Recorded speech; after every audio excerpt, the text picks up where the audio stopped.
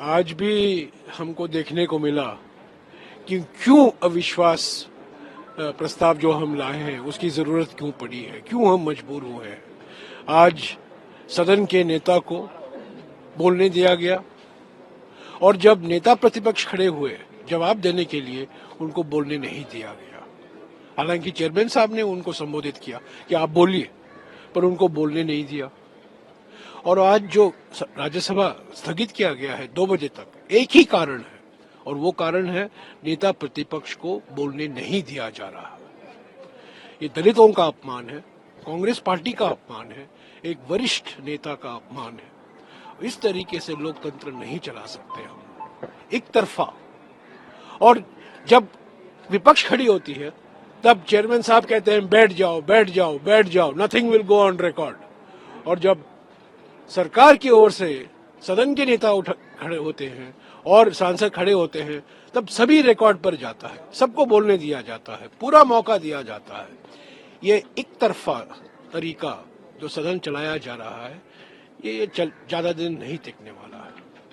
हम इसका घोर विरोध करते हैं और आज एलओपी का घोर अपमान हुआ है, खड़गे जी का, कांग्रेस अध्यक्ष जी का, देश के एक बड़े दलित नेता का।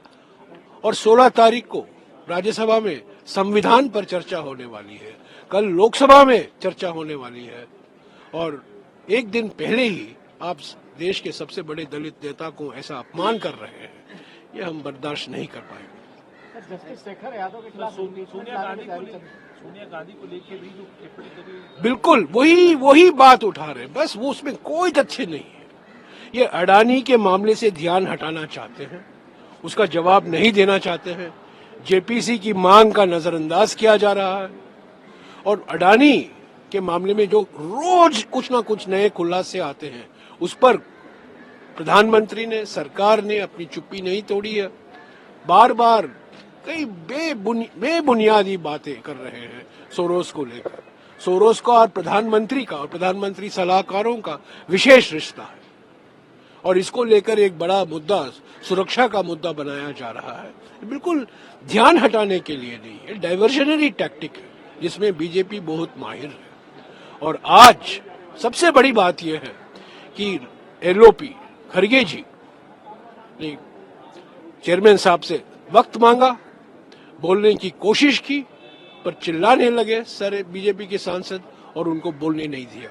और चेयरमैन साहब ने रोका भी नहीं उनको और एकदम उन्होंने 2 बजे तक स्थगित कर दिया। हम तो चाहते हैं कि सदन चले, पर हम चाहते हैं कि अविश्वास प्रस्ताव पर सरकार की क्या रणनीति होगी वो बताएं। मैं भाजपा सरकार पर सुनियोजित ढंग से सदन को इस तरह चलाने का आरोप लगाता हूं कि वो चाहते हैं कि उनकी बात तो आ जाए और दूसरे की बात ना आए।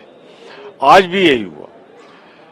जो भी नड्डा साहब बोले हैं वो सब अप्रासंगिक, गलत, बेबुनियाद, आधारहीन और एक घटिया बातें की हैं उन्होंने जिसका कोई आधार नहीं है, चाहे वो जासूस का हो या कोई और हो। अभिव्यक्त का अधिकार है और जो कुछ भी लीडर अपोजिशन या सारे लीडरान ने कल कहा है प्रेस कॉन्फ्रेंस में, ये उनका अधिकार है सदन के बाहर बोलने की, मैं उसको समर्थन करता हूं।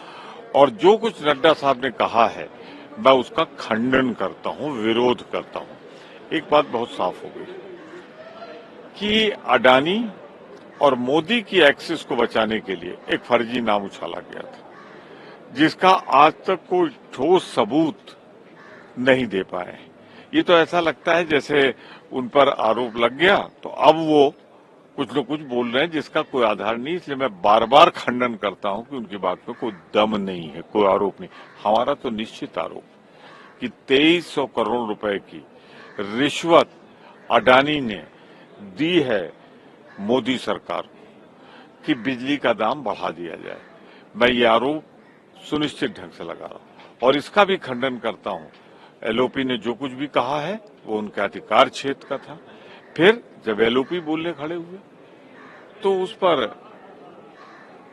विरोध शुरू हो गया और पूरी तरह से मैं कहना चाहता हूं कि उन्हें बोलने न दिया गया, ऐसा वातावरण बनाया गया जिससे सच्चाई सामने न आए।